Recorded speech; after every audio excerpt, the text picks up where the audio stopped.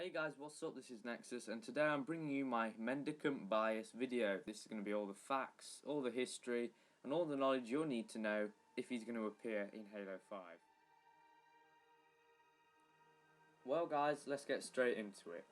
05-032 Mendicant Bias was a Contender class Forerunner artificial intelligence.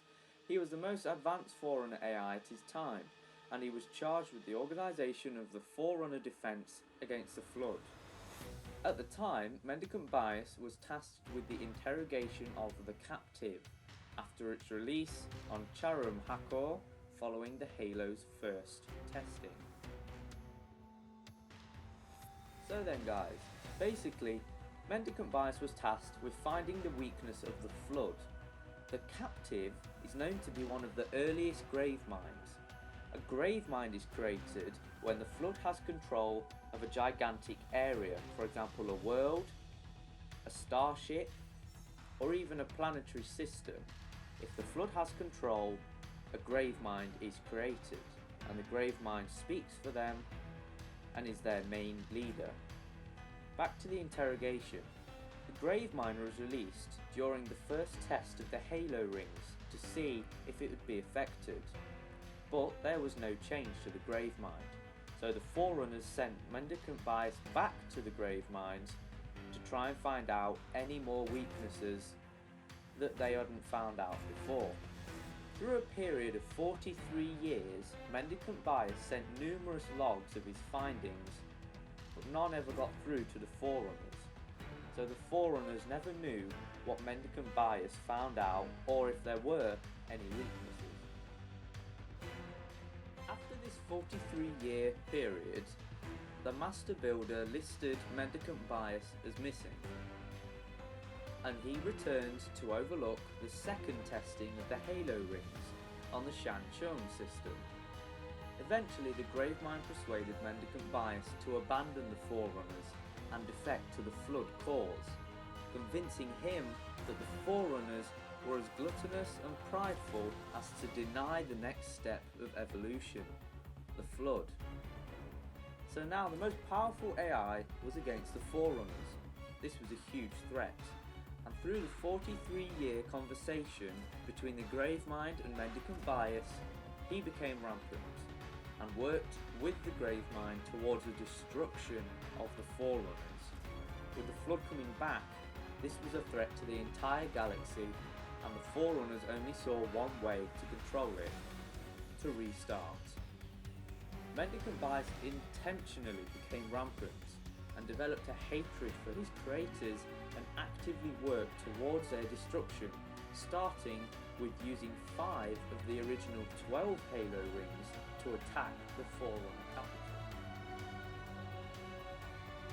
After attacking the Forerunner capital, Mendicant Bias attacked the Armada line, which protected the inner Forerunner colonies with a fleet of over 5 million ships.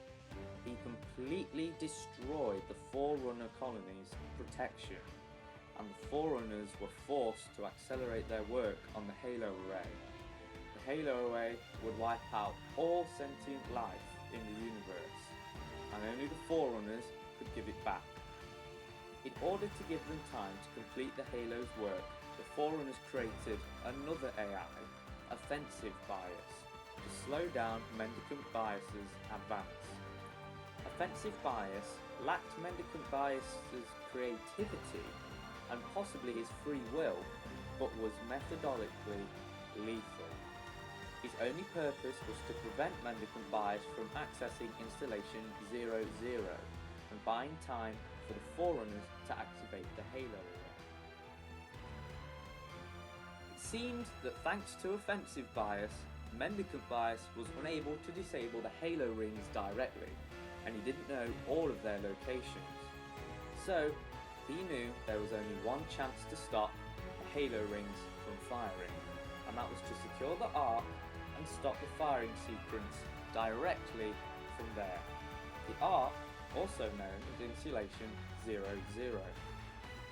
While he did not know the location of the Ark, he was aware of a method to reach it via the portals and the key ships. The Forerunners destroyed or disabled most of the key ships to stop Mendicant Bias's assault. However, Mendicant Bias managed to locate one of the remaining key ships, and this led to the titanic naval battle with Offensive Bias. Mendicant Bias's fatal mistake was that he had come to hold the Forerunners in abject contempt. This meant that his rampancy clouded his perceptions, so in the end he failed to anticipate the possibility of facing another AI and did not prepare for such a battle. During this battle, the Halo rings were fired, and Mendicant Bias was outsmarted and defeated by Offensive Bias, who used crewless ships as explosive triggers. Offensive Bias intended to bring the vanquished Mendicant Bias to Installation 00 for study. In order to prevent Mendicant Bias from harming him, Offensive Bias broke the compound mind of Mendicant Bias into its component sections and scattered them throughout the few remaining ships of his fleet for transport. However, only part of Mendicant Bias made it to the Ark. One shard of Mendicant Bias's personality construct array was left on a Forerunner dreadnought and lost. This ship was later found by the Covenant and installed in High Charity. Mendicant Bias's presence was known to the Covenant, and it was regarded as an oracle. During the Battle of High Charity in October 2552, the UNSC AI Cortana fought Mendicant Bias to delay the launching of the dreadnought, allowing Spartan John 117 to board it and return to Earth. In the preceding events, Mendicant Bias was carried through the Void Portal into Installation 00, where the missing shard was finally reunited with the part that resided on the Ark's systems. On the Ark, it was attempted to communicate with John 117 through the use of terminals, claiming that it sought atonement by helping the Spartan.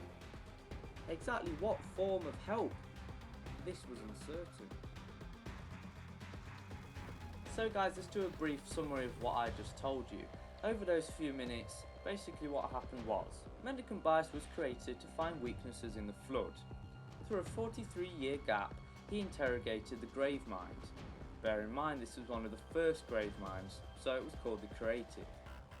Through these 43 years, Mendicant Bias supposedly sent tapes and recordings of his findings, but none of these ever got through to the Forerunners. The Forerunners eventually listed Mendicant Bias as missing, and over this 43-year period, Mendicant Bias became rampant and went with the grave mines, with the Flood, and against the Forerunners. After many huge battles, Mendicant Bias destroyed one of the massive armadas which protected the Forerunner colonies. So this meant that the Forerunners had to hurry up with their work on the Halo array, or they wouldn't have any weapons to defeat it. Through this time of Mendicant Bias getting more powerful and getting more ships, the AI Offensive Bias was created. Basically, Offensive Bias was the opposite of Mendicant Bias, and he was created by the Forerunners to destroy him. When Mendicant Bias found one of the last remaining portals to get to the Ark, and his plan was, if he did get to the Ark, he would stop the Halo rings from firing and destroy all Forerunner life by turning them against the Forerunners. But when he found this portal, this led him to the final battle with Offensive Bias. Because Mendicant Bias was rampant, that clouded his vision. So he didn't think there would be another AI, he thought the Forerunners were weak and powerless. But this AI completely obliterated Mendicant Bias and defeated him completely along with the Flood. So basically what happened after that, Offensive Bias took apart Mendicant Bias and scattered him across the galaxy in safe locations. But only part of him made it to the Ark.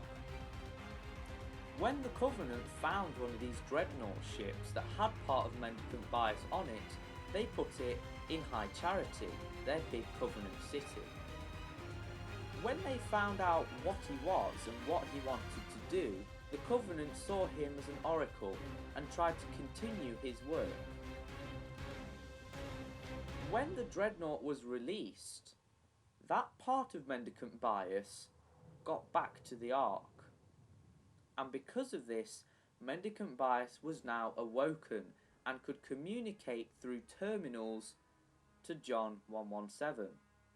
When Master Chief entered the terminals, red messages came up with writing that wasn't Forerunner.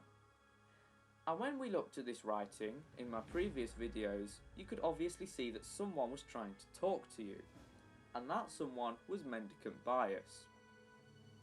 Now, we don't know what this can lead up to, we don't even know if he's going to be in any more Halo games. But if people think that Mendicant Bias is still alive, or he can come back, this may be what's happening in the Halo 5 teaser trailer. This might be a huge guardian to destroy anything that tries to get to it. Or this could be something that Mendicant Bias has taken over and is using for his own will.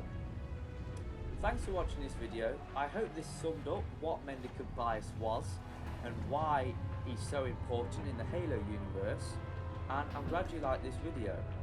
Now, what I really want is that he will be a main focus in Halo 5 or maybe even Halo 6, and I really do hope that he is mentioned or he is a very big part of the new Halo universe that 343 are creating for us. Thanks for watching this video, subscribe and like for more Halo and Xbox content.